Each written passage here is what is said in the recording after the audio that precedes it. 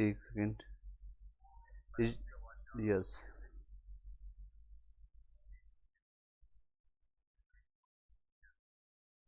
चलिए पहले पॉइंट पर डिस्कस करते हैं, वो है आपका बीपीएससी टीआरई 2 से रिलेटेड। उसके बाद बीटेक बीसीए ये एलिजिबिलिटी क्राइटेरिया है, उसमें हम जानेंगे एज, फीस क्या होगा और क्या क्वालिफिकेशन होगा, ऑनलाइन फॉर्म कैसे भरते हैं उसका थोड़ा सा हम बता देंगे, और क्या क्या चीज़ें इसमें आपको ध्यान देना है खास करके क्योंकि अभी आपका स्टार्टिंग फेज है और 14 तक इसका लास्ट डेट है।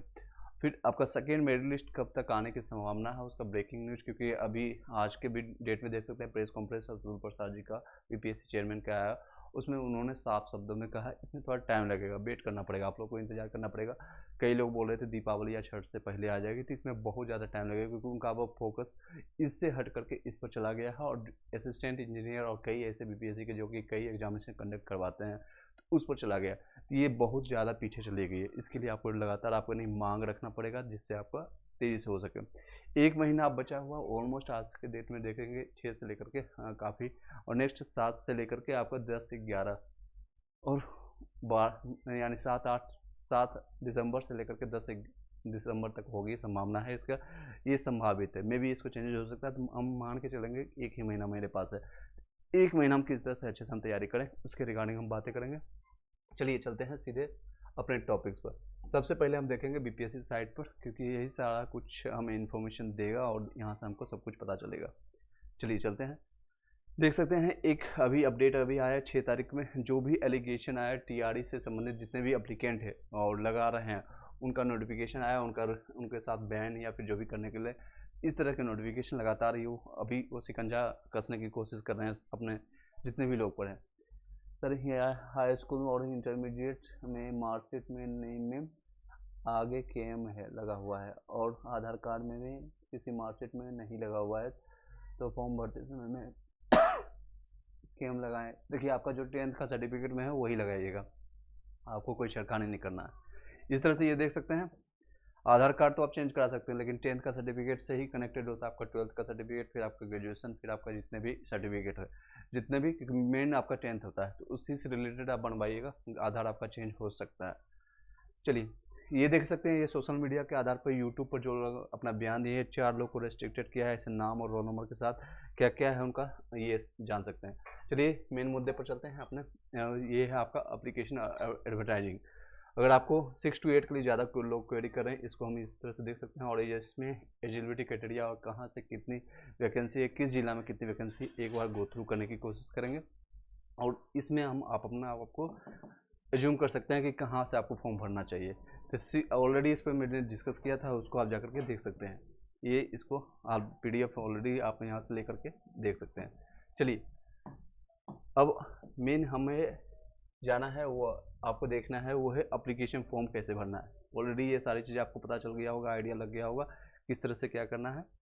एप्लीकेशन फॉर्म में क्या क्या चीज़ें आपको भरना है और किस तरह से रजिस्ट्रेशन अभी करके आपको रखना पड़ेगा और पेमेंट करके रखना पड़ेगा। डॉक्यूमेंट्स आप 10 से लेकर के 25 तक आप डाल सकते हैं, डॉक्यूमेंट्स आप 10 से 25 तक आप डाल सकते हैं, ठीक है। चलिए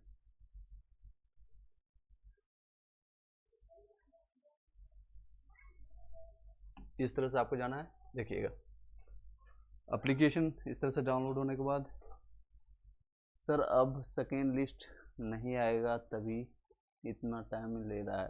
देखिए ऐसा नहीं कर सकते हैं, लेकिन बीसीए वाला फॉर्म भर सकता है क्या? बिल्कुल भर सकते हैं बीसीए वाला, अगर आपके ने जो सब्जेक्ट कॉम्बिनेशन में आपको बताता हूँ कहाँ से आप भर सकते हैं, और आपके पास सीटेट कोई भी पास है, सीटेट पेपर 2 अगर पास है तो आप भर सकते हैं। देखिएगा इस तरह से यहाँ से एडवर्टाइजिंग भी मिल जाएगा आपको, यहाँ से एडवर्टाइजिंग आप डाउनलोड करके आप कर सकते हैं, और रजिस्ट्रेशन के लिए आप यहाँ से क्लिक कर दे सकते हैं। ऑनलाइन रजिस्ट्रेशन पर जाएंगे, ऑनलाइन रजिस्ट्रेशन में आपको यहीं पर पता चल जाएगा, जो रजिस्ट्रेशन आपको डेमो देंगे बताएंगे वहीं से आपको पता चलेगा, ठीक है। और यहाँ से आप एडवर्टाइजिंग को डाउनलोड कर सकते हैं, एक बार देख लीजिएगा, उसके बाद यहाँ से अप्लाई कर दीजिएगा। मैं आपको यहाँ पर बता दूंगा कहाँ पर आपको क्लिक करना पड़ेगा। बीसीए वाले या बीटेक वाले, बीसीए वाले जितने लोग का क्वेरी यहाँ पर सॉल्व हो जाएगा। मान लीजिए ये आपका निकल के आ गया, और ये आपका जितना भी मैंडेटरी चीज़ें है ये सबमिट करके रजिस्ट्रेशन आज से लेकर के 3-4 दिन में आप फॉर्म भर लीजिएगा।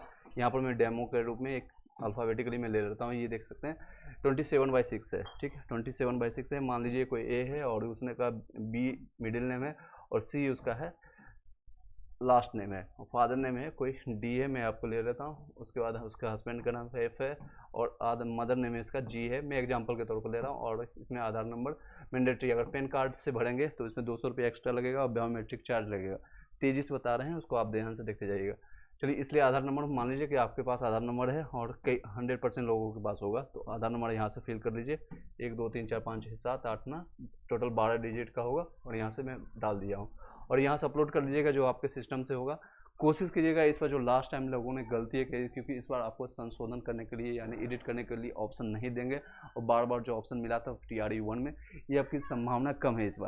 इस बार कोशिश कीजिएगा अच्छे से फॉर्म भरिएगा और खुद से भरने की कोशिश कीजिएगा। इस बार आपको गलतियाँ ये नहीं कि आपने गलतियाँ साइबर कैफे के वाले पर थोप सकते हैं और आपको ऑप्शन मिल जाएगा, इस बार चांसेस कम है। चलिए, मान लीजिए are you citizen of India, कई लोग नेपाल के भी रहते हैं, वो भी भरने के लिए कोशिश करते हैं और वो भी भर सकते हैं। तो इस वजह आप यहाँ पर यस कर दीजिएगा तो इंडियन के हैं, अगर इंडिया से बाहर के तो नो करना है। Are you permanent residence of origin of Bihar, अगर आप बिहार के रहने वाले हैं तो यस करना है, अगर नहीं है तो नो कीजिएगा। टोटली आप यहाँ पर ये अनटिक हो जाएगा, आप कहीं भी टिक नहीं कर सकते हैं, यानी रिजर्वेशन का आपको फायदा नहीं होगा। यहीं से ये पता चल जाएगा आपको सीटेट में चाहे कितना भी नंबर हो, आपको 90 नंबर लाना मैंडेटरी है, अदरवाइज इसको जनरल में कंसीडर किया जाएगा। सिंपल से भाषा में कर सकते हैं, आपको ये सारे कैटेगरी का फायदा नहीं होगा। अदर स्टेट वाले नो क्लिक करेंगे, बिहार के रहने वाले जो भी हैं तो वो आप यस करेंगे। यस जैसे ही आप यहाँ पर क्लिक करेंगे, यहाँ पर यस करेंगे, जैसे ही आप क्लिक करेंगे तब इंटर करना पड़ेगा आपको रेसिडेंस यानी डोमिसाइल नंबर और कब का बना हुआ है और इशू डेट कब का है। ये आपका इशू डेट मान लीजिए ये लास्ट डेट तक का कंसीडर किया जाएगा, ये नहीं कि 25 नवंबर तक का है, लास्ट डेट तक आप बनवा सकते हैं। अगर आपने नहीं बनवाया तो अभी बनवाना शुरू कर दीजिएगा, 6-7 दिन में बन के आपका आ जाएगा। रेसिडेंस सर्टिफिकेट हो, जाति प्रमाण पत्र हो, आपको 10 से 15 दिन में आपको बन जाएगा, तो इसलिए डेट इसको एक्सटेंडेड करके 25 तक ये लास्ट दिया है। तो मान लीजिए मेरा 1 तारीख को ये बन के आया है और सर्टिफिकेट नंबर है इसका, कुछ भी मैंने डाल दिया है, उसको अपलोड कर दीजिए डॉक्यूमेंट्स, यहाँ पर से देख लीजिएगा। रिजर्वेशन अगर बिहार में है, अगर आपको कोई रिजर्वेशन मिलता है जैसे कि EWS हो या SC हो या फिर ST कास्ट हो, इसको ध्यान से भरिएगा, बाद में इसको आप चेंज नहीं कर सकते हैं और इसके कारण कई लोगों को इस बार बाहर भी किया गया।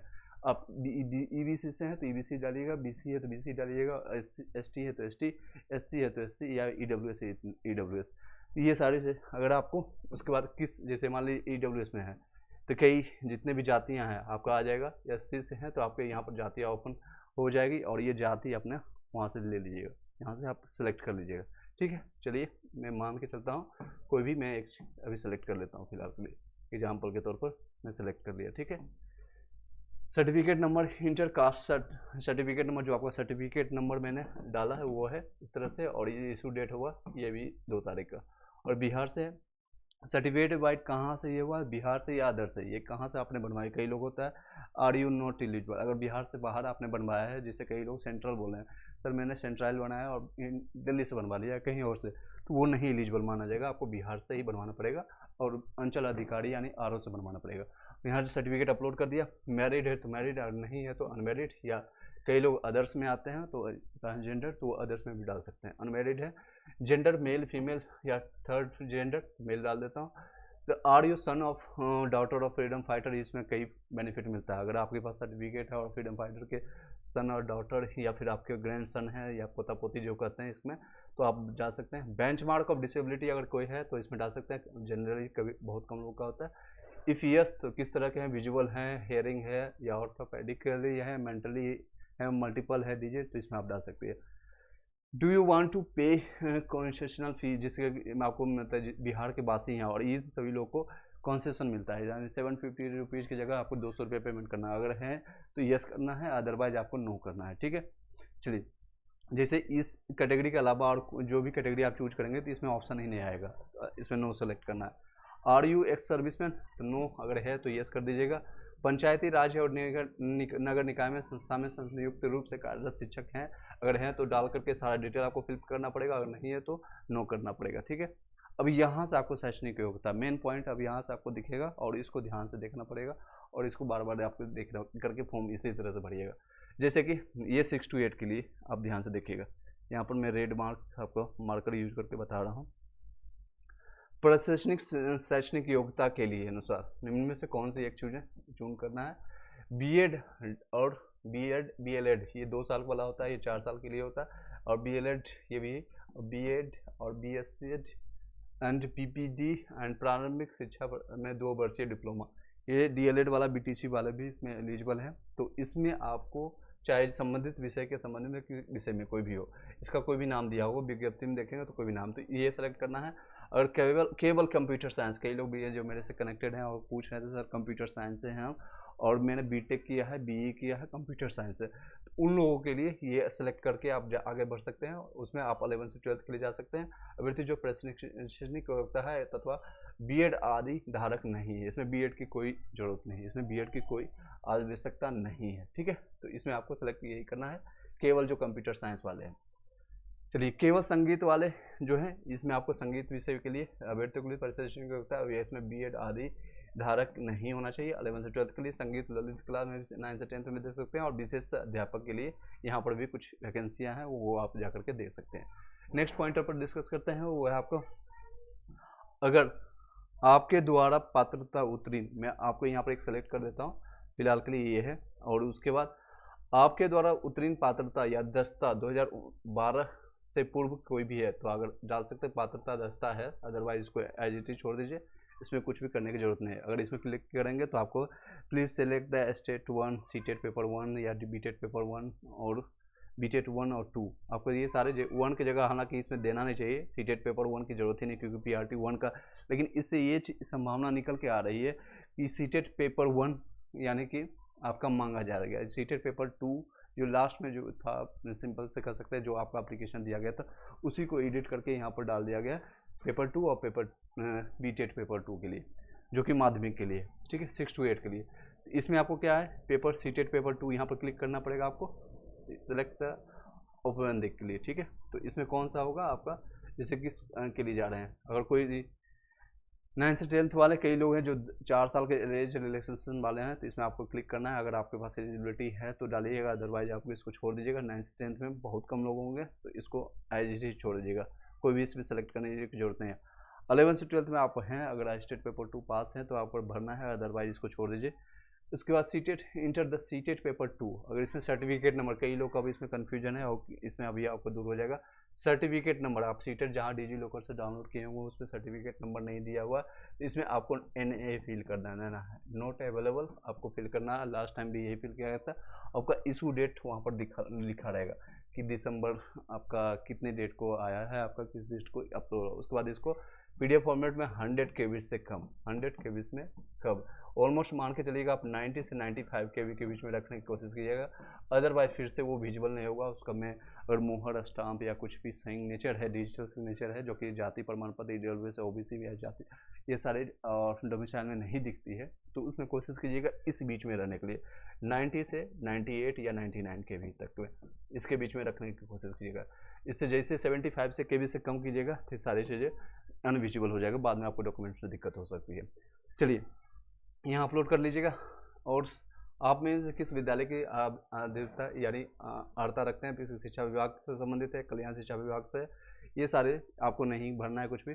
लैंग्वेज पेपर में कौन सा सब्जेक्ट लेना है, कोई भी आपको जो सब्जेक्ट लेना है वहाँ से सेलेक्ट कर लीजिएगा, ठीक है। उर्दू, बांग्ला, हिंदी, जो जिसमें से आपको 22 नंबर का क्वेश्चन आएगा, मान लीजिए कि जो मैक्सिमम लोग होंगे हिंदी का, इससे आपका 22 नंबर का आएगा, 22 नंबर का, और 8 नंबर मैंडेटरी है सभी लोग को, इंग्लिश में 8 नंबर का आएगा, 8 क्वेश्चन रहेगा 8 नंबर का।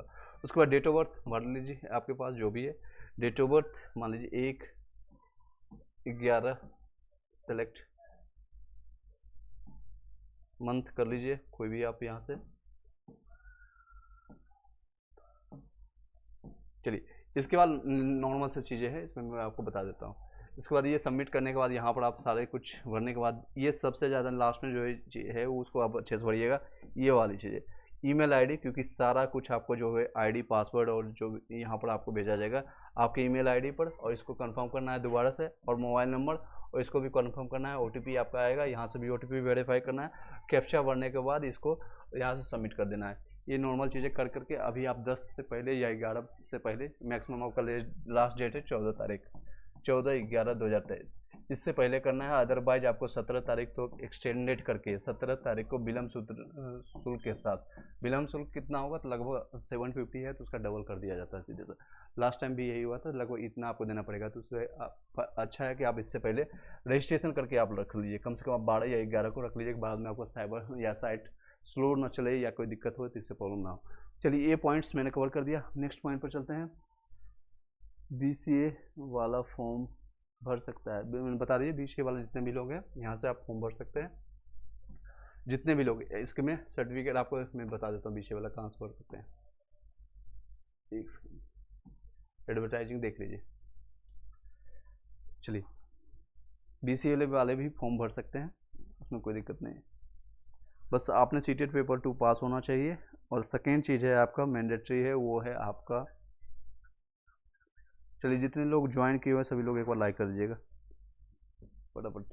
चलिए ये आपका डाउनलोड हो गया। देखिए इसमें टोटल सीटों की संख्या जो है इसमें आपको घट बढ़ सकती है, शर्त है, यानी कि ये इसमें अगर अभी दिख रहा है 31,882, तो ये हो सकता है कल के डेट में प्लस भी हो जाए, कल के डेट में वो माइनस भी हो जाए, संख्या आगे पीछे हो सकती है। ये पहले से बताई गई है और अतुल प्रसाद जी ने साफ साफ शब्दों में बताया भी है। अब सबसे अच्छी बात ये कंपटीशन जैसे हुए हम इसमें साथ साथ बता रहे हैं तैयारी कैसे करना है, तो आप लोग को सिर्फ और सिर्फ फोकस करना है आपके सब्जेक्ट पर। मान लीजिए आपका साइंस का है, ठीक है, ये आपका कोटिवार सब्जेक्ट है, और आपके सीट की संख्या जैसे ये महिलाओं के लिए है, और ये पुरुष के लिए, ये मेल के लिए है, और ये फीमेल के लिए है, ये दिव्यांग भाई बहनों के लिए है। यहाँ पर देख सकते हैं विज्ञान के लिए टोटल सीट इतना है आपको अनारक्षित सीट में, जिसमें कि अदर स्टेट वाले भी यहाँ पर फाइट करेंगे।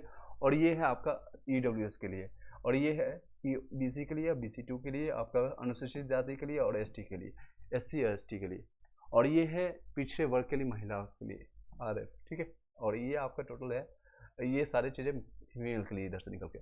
आपको सिर्फ और सिर्फ फोकस करना पड़ेगा साइंस और मैथ के लिए, साइंस और मैथ यहाँ SST के लिए, ये आपका हिंदी के लिए, ये आपका इंग्लिश के लिए, और संस्कृत के लिए, और उर्दू के लिए।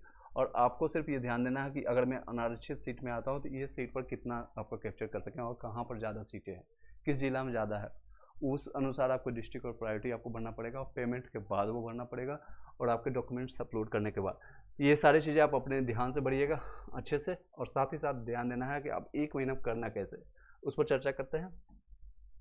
1 महीने में करना कैसे है सारी चीज़ें। एक सेकेंड,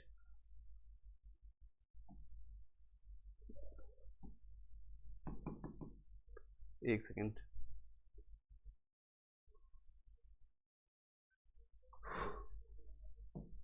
एक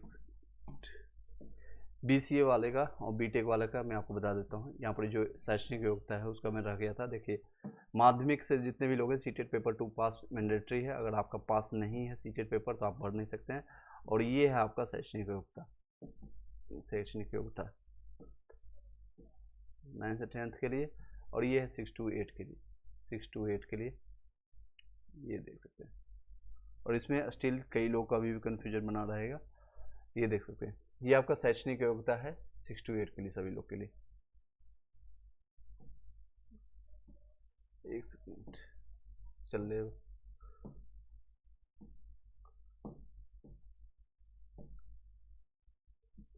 ये आपका रहने वाला इस तरह से देख सकते हैं। अगर आपका कोई भी विद्यालय से, विश्वविद्यालय से आपका स्नातक है यानी ग्रेजुएशन है, ग्रेजुएशन में कोई भी आ जाएगा, चाहे BSc हो, BTech हो, BBA हो, ये सारे आपका आ जाएंगे। BCA वाले हो, BTech वाले हो, बस आपका सब्जेक्ट पे 2 सब्जेक्ट जो है आपका पठनीय हो, यानी पढ़ा होना चाहिए।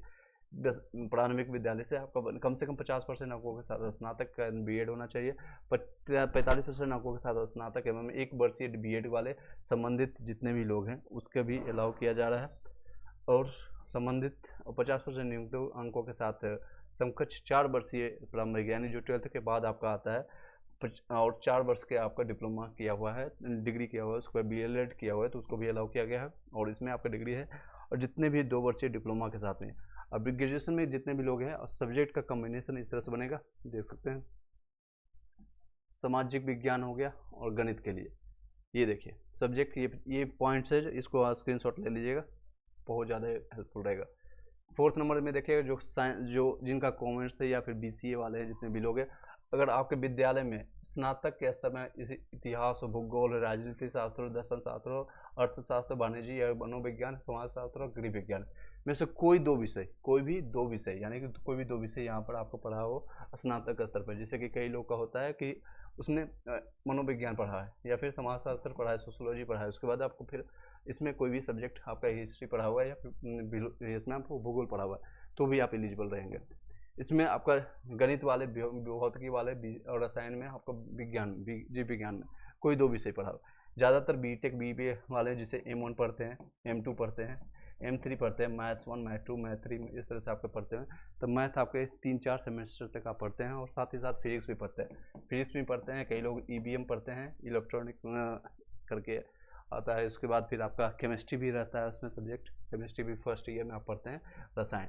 तो ये BTA BBA वाले, BCA वाले भी कई लोग होते हैं, उसमें आपको दो सब्जेक्ट आप पढ़ते हैं, बेसिक लेवल का, अप्लाइड लेवल पर। तो उसके लिए वहाँ पर से आप एलिजिबल हो पाएंगे, वहाँ से आप एलिजिबल हो पाएंगे। बीटेक बी ये सारे लोग यहाँ से अप्लाई हो। बस आपके साथ ही साथ मैं यहाँ पर ऐड ऑन कर देता हूँ, प्लस में आपका होना चाहिए सीटेट पेपर 2 पास होना चाहिए, सीटेट पेपर 2। अब इसमें कई लोग पूछेंगे सर सीटेट पेपर 2 मैंने अगर पास किया है SST से या साइंस से या मैथ से, इसमें कोई अभी कोई दिक्कत नहीं होगी। अगर आपने साइंस और मैथ से किया है तो आप कर सकते हैं। कई लोग आप लैंग्वेज में जाएंगे क्योंकि लैंग्वेज में कंपटीशन कम होगा।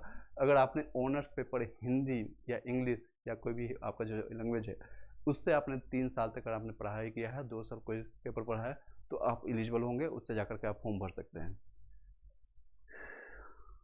तो जो नियम है उसका पालन करवाएं। NCT norms BEd admission criteria में देख लीजिए, मैथ और साइंस टीचिंग सब्जेक्ट में कौन योग्य है। बीटेक BCA में 55% के साथ 62 में मौका दो आपको। देखिए बिल्कुल पॉलिटिकल डिप्लोमा से साइंस सर्टिफिकेट से state qualified can apply for the computers 11th से 12th के लिए।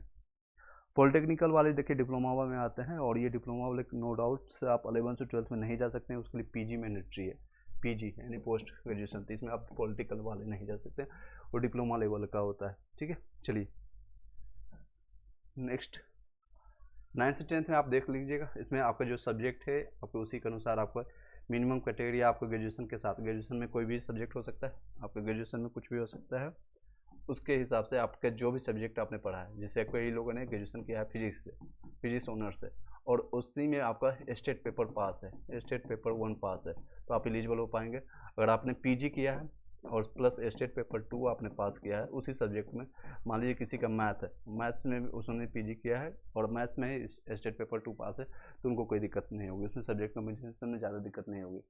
चलिए नेक्स्ट पॉइंट पर चलते हैं।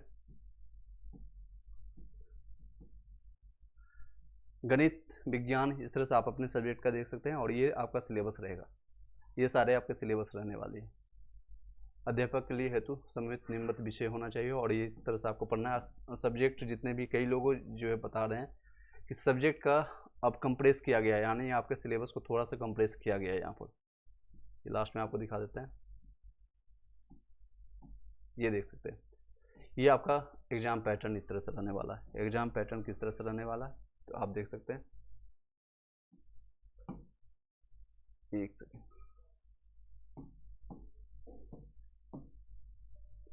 एग्जाम पैटर्न अब चेंज होकर के आपका लैंग्वेज में आएगा 30 नंबर का। ऑलरेडी आप लोग को पता चल गया होगा 30 प्लस 40 प्लस 80। सबसे ज़्यादा आपको फोकस करना होगा इस पर। आपको कई लोग 99% इवन TRE 1 में भी सिचुएशन ऐसा हुआ था, मैंने आपको बताया था 99% लोग इसमें पास होंगे, और वही हुआ, इससे ज़्यादा ही हुआ, मतलब 1% लोग फेल होंगे। इसमें भी से कई ऐसे लोग होंगे, आधा % या उससे ज़्यादा, जो कि रोल नंबर गलती करके आए होंगे या सेंटर पर एग्जामिनेशन नहीं दिए होंगे, कुछ न कुछ रीजन के कारण उनका नहीं हो। टोटल संख्या बता जा रही है 4800, मात्र इतने लोग लैंग्वेज में फेल हुए, जो कि बहुत ईजी आएगा। इसमें ज़्यादा आपको हेडेक नहीं लेना है, लेकिन इस बार थोड़ा सा और आपको ज़्यादा तैयारी करना पड़ेगा। रीजन क्या है, अगर आपका इसमें नेगेटिव मार्किंग नहीं है, तो आपका भी आया 70 नंबर, और आपके ही जैसे 70 लाने वाले हज़ारों की संख्या होगा, 1000 लोग होगा, तो आपका जो मेरिट बनेगा डिपेंडिंग ऑन, पहला प्रायोरिटी आपको दिया जाएगा वो है आपका लैंग्वेज में कितना नंबर आपने लाया। अगर आपने लैंग्वेज में 25 नंबर लाया तो इसमें आपको प्रायोरिटी फर्स्ट मिलेगा। किसी ने 24 नंबर लाया है तो आपको इनको बाहर कर दिया जाएगा। तो अब नेक्स्ट, अगर मान लीजिए लैंग्वेज में भी आपका मैचिंग कर रहा है, आपने भी 25 नंबर लाया, बाकी के 200 लोग भी ले आया, वो भी 25 नंबर लाया लैंग्वेज में, तो उसने तो फिर आपको मैचिंग किया जाएगा आपका डेट ऑफ बर्थ से। DOB से। किससे मैच किया जाएगा? डेट ऑफ बर्थ से मैच किया जाएगा। फिर आपको डेट ऑफ बर्थ के बेसिस पर उठाया जाएगा। मान लीजिए आपका डेट ऑफ बर्थ भी सेम हो गया सेकेंड चीज में, तो थर्ड आपको उठाया जाएगा आपके अल्फ़ाबेटिकली, हिंदी वर्णमाला के हिसाब से अल्फ़ाबेटिकली उठाया जाएगा। उसके बेसिस पर आपको जॉब आपको प्रेफरेंस मिलेगा। इसमें नेगेटिव नहीं रहने के कारण कई लोगों को नुकसान भी हो रहा है और कई लोगों को फायदा भी हो रहा है। चलिए, कौन कौन सा पेपर आपको पढ़ना है 6 to 8 के लिए आप ध्यान दीजिएगा। SST अब साइंस में हालांकि कंपटीशन बहुत ज़्यादा होगी आपके खुद के सब्जेक्ट में, इस खासकर SST में और साइंस में, साइंस और मैथ्स में, साइंस एंड मैथ्स वाले सब्जेक्ट में कंपटीशन बहुत ज़्यादा होगी, नो डाउट। लैंग्वेज पेपर में इससे एज कम्पेयर टू बहुत ज़्यादा कंपटीशन नहीं होगी। लेकिन एक चीज़ ये है कि आपके पास अब जो 1 महीने है यानी 30 दिन बचा हुआ है, उसको आपको यूज करने के लिए सिर्फ और सिर्फ आपके सब्जेक्ट को पढ़ना है। मान लीजिए जो साइंस का बंदा है सिर्फ साइंस पढ़ना है, वो NCERT 6 से लेकर के 10th या 12th तक आप देख लीजिएगा।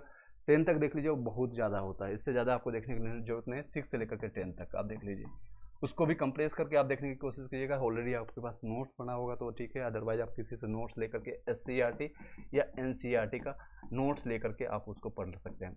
इसका ऑलरेडी मेरे पास नोट्स तैयार है, अगर आपको चाहिए तो कमेंट बॉक्स में बताइएगा, हम आपको प्रोवाइड कर देंगे वहाँ पर। कमेंट बॉक्स में आप बताइएगा या फिर व्हाट्सएप में पर्सनली कमेंट कीजिएगा।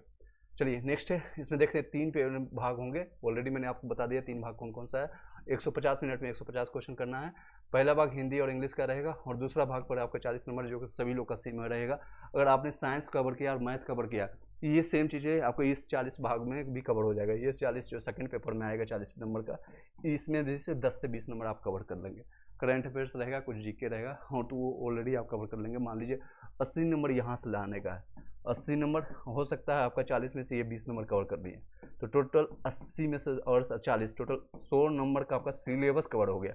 कुछ गलतियाँ हो गई, कुछ आपका प्लस माइनस हो सकता है, क्योंकि आपने इसमें बताया जा रहा है क्वेश्चन का पेपर थोड़ा सा डाउन रहेगा। तो आपको आराम से 70-80 का टारगेट लेकर चलिए कि 80 प्लस आपका सही हो जाए, 80 प्लस सही हो जाए। निगेटिव मार्किंग है नहीं तो कोई भी एक क्वेश्चन छोड़ के नहीं आना। 150 में 150 रंग के आना है, वहाँ पर बबल करके आना है, प्रॉपर ढंग से बबल करना है।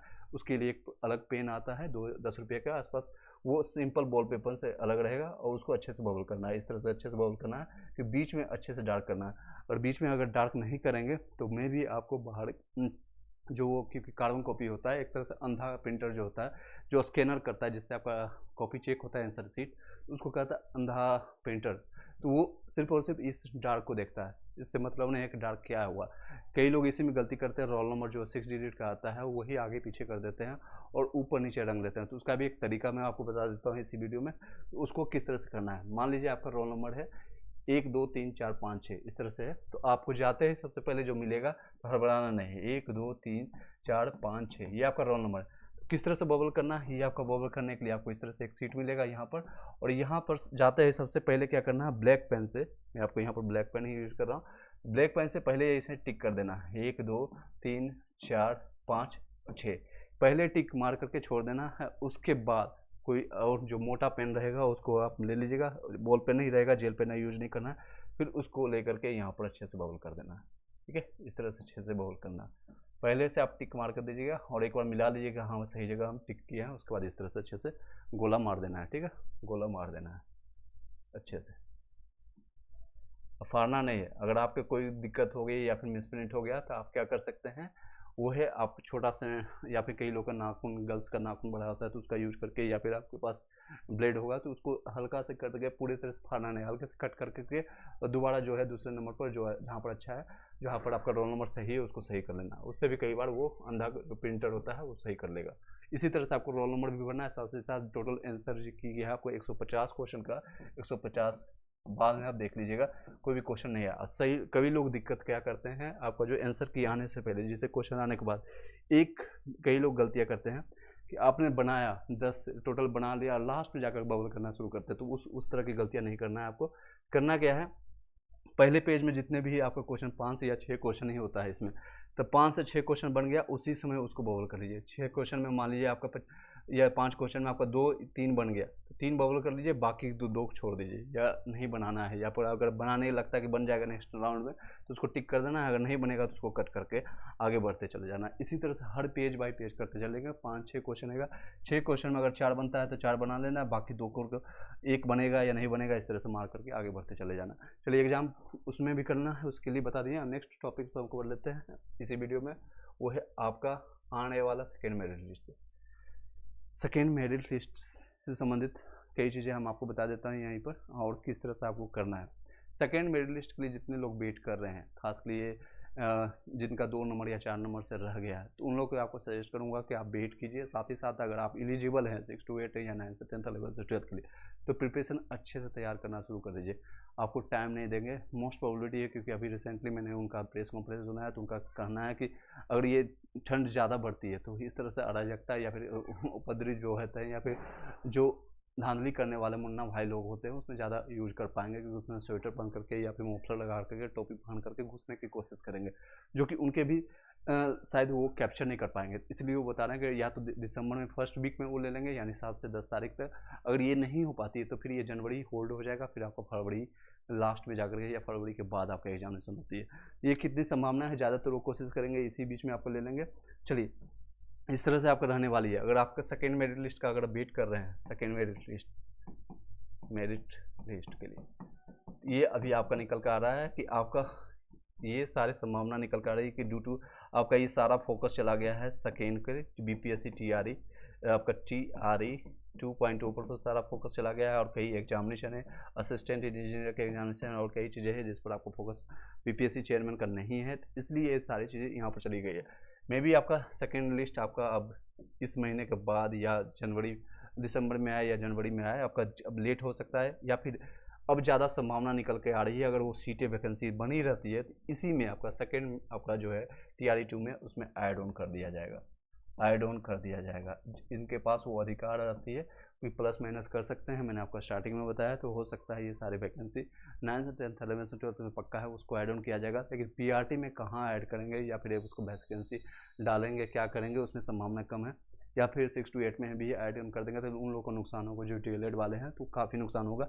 ये सारी चीज़ें एक कह सकते हैं नंबर का खेल खेल रहे हैं। उसमें मैं अभी बताना चाहूँगा या सरकार को सजेस्ट करना चाहूँगा, इसमें स्टार्टिंग में ही अगर आपने फिल्टर यूज किया होता, फिल्टर किए होते, सीटेड फेल वालों को मौका, फेल वाले को या डीएलएड फेल वाले को पहले से डॉक्यूमेंट्स भरने के लिए मौका दे देते हैं। डीएलएड फेल या फिर बीएड अपेयरिंग वाले जो फेल थे उनको मौका जो नहीं देते, ये 9 से 10th वाले, तो ये लोग फिल्टर आउट हो जाते हैं। और साथ ही साथ नियोजित शिक्षक को वहीं पर आप उनको परमानेंट कर देते, तो बहुत ज़्यादा संख्या, आप कितनी संख्या निकल के आएगी एटलीस्ट इतने में देखेंगे। कई फर्जी वाले डिग्री वाले हैं, इन सभी लोगों को लेकर के लगभग बताई जा रही है 15,000 से लेकर के 20,000 के आसपास सीट निकलेगी। और नियोजित शिक्षक को बाहर किया जाता है और उनके अस्थाई वहीं पर उनको डिपार्टमेंटल एग्जामिनेशन दे करके उनको अस्थाई बनाया जाता है, जो कि उनके लिए वो डिमांड भी कर रहे हैं। तो आपकी संख्या इसमें से 40,000 ऐड ऑन हो जाएगी। 42 के आसपास बताई जा रही है कि मैं 40 ही मान के चलता हूँ। इनको ऐड करने के बाद ऑलमोस्ट संख्या जो बनेगी आपका 55 से लेकर के 60,000 के आसपास में, इतनी वैकेंसी आपको नेक्स्ट मेरिट लिस्ट में या सेकेंड या थर्ड मेरिट लिस्ट में संभावना बनती है।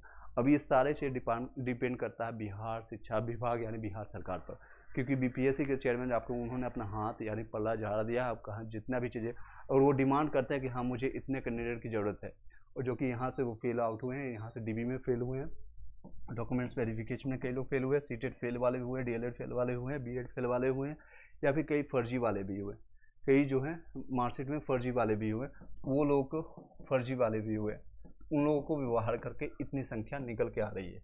हालांकि वो आंकड़ा अभी बता रहे हैं, उनके पास आंकड़ा एग्जैक्ट आया नहीं, अभी भी रिसेंटली मैंने अभी देख सकते हैं शिक्षा विभाग के साइट पर अभी आया है जो कि लगभग बेतिया में 22 से 23 लोगों को बाहर किया गया ऐसे करके। और एक चीज़ और भी निकल के आ गई है, वो है सभी लोग का, जितने भी नियोजित शिक्षक और जितने भी लोग का भी मिल चुका है औपबंधिक नियुक्ति पत्र जिन लोगों को मिल चुका है, प्रोविजनल नियुक्ति पत्र, प्रोविजनल अपॉइंटमेंट लेटर जिनको मिल चुका है, अपॉइंटमेंट लेटर, इन सभी लोग का डीबी फिर से होगा।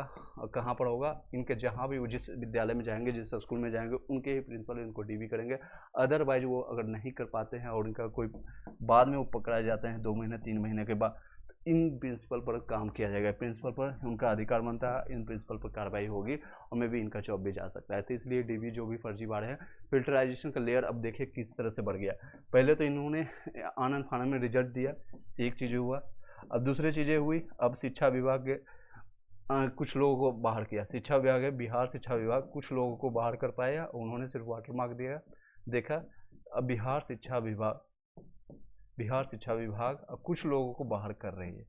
यहाँ से मान लीजिए 10% 15% लोग होंगे जो कि बाहर होने के बाद अब यहाँ से अगर बच जाते हैं कुछ लोग जो कि अगर फर्जी डिग्री वाले या फिर गलत सर्टिफिकेट वाले या जो एलिजिबिलिटी क्राइटेरिया नहीं है वो भी पास होने वाले, तो प्रिंसिपल के द्वारा पकड़े जाएंगे। मान लीजिए यहाँ से भी कुछ लोग